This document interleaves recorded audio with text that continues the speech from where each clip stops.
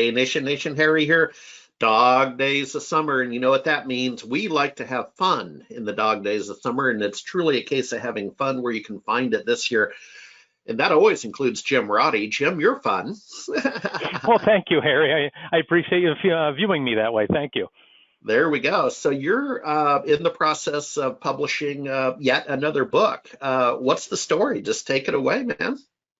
Sure. No, thanks for asking about it. So this fall, either late September, early October, I'm publishing a book called The Walk-On Method to Career and Business Success.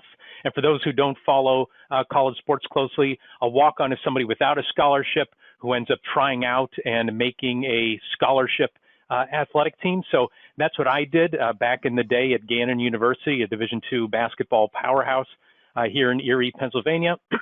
And so what really that experience shaped me as a professional, as a business owner, as a leader of organization.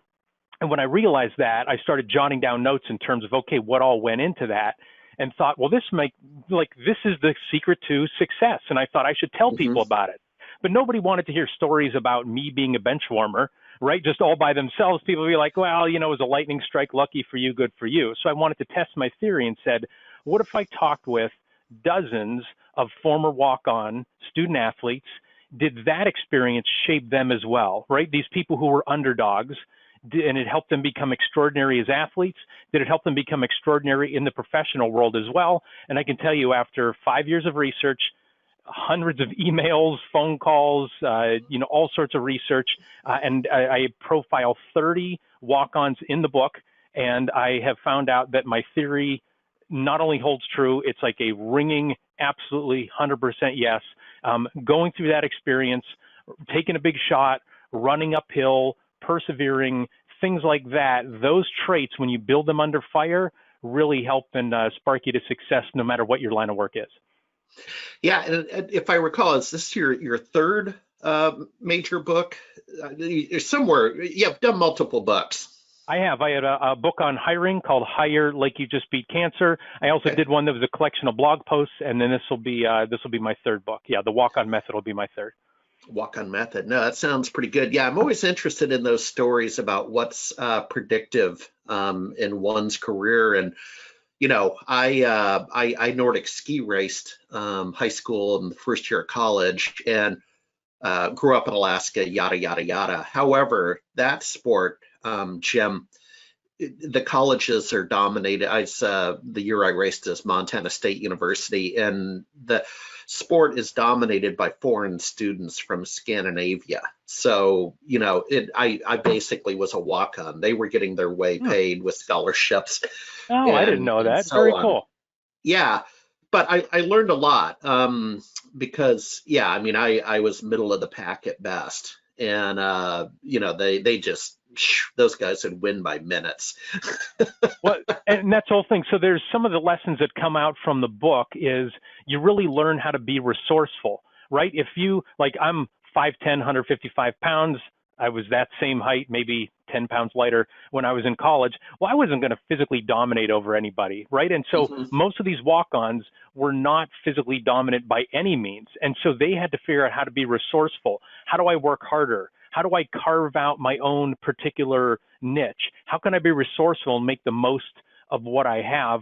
One gentleman, Charlie Grimes, was a track walk-on at Western Michigan, and he knew he wasn't good in any of the events, so he decided to participate in almost all of them, and he would win a point here, a point there at a meet. Now, he was flying all over the place during the meets, but by the time his senior year came around, he was a very valuable performer. They actually offered him a scholarship, and he said, you know what? I began this journey on my own, and I'm going to finish this journey on my own. And he followed all the way through, and he says he doesn't regret it whatsoever, how many thousands of dollars he turned down. So it's just, a lot of times we look for the easiest path, right? The shortcut. People talk about get some short-term payback, but that's really not the secret. Go through the difficult things in life. When you see a hill, instead of avoiding it, run up it, try to sprint, try to lean into it, and really, really learn from it and never give up. That's one of the principles of the book. Like, never, ever, ever, ever, ever quit. Make them throw you out and then keep coming back. That's one of the key lessons as well. And I know that, from running businesses, things aren't easy. You got to keep coming and coming and really going after it. Yeah, all day, every day, as I like to say. What's the title of the book, and is there a Yeah. reference site that people can go to? We'll put it down in the blog below.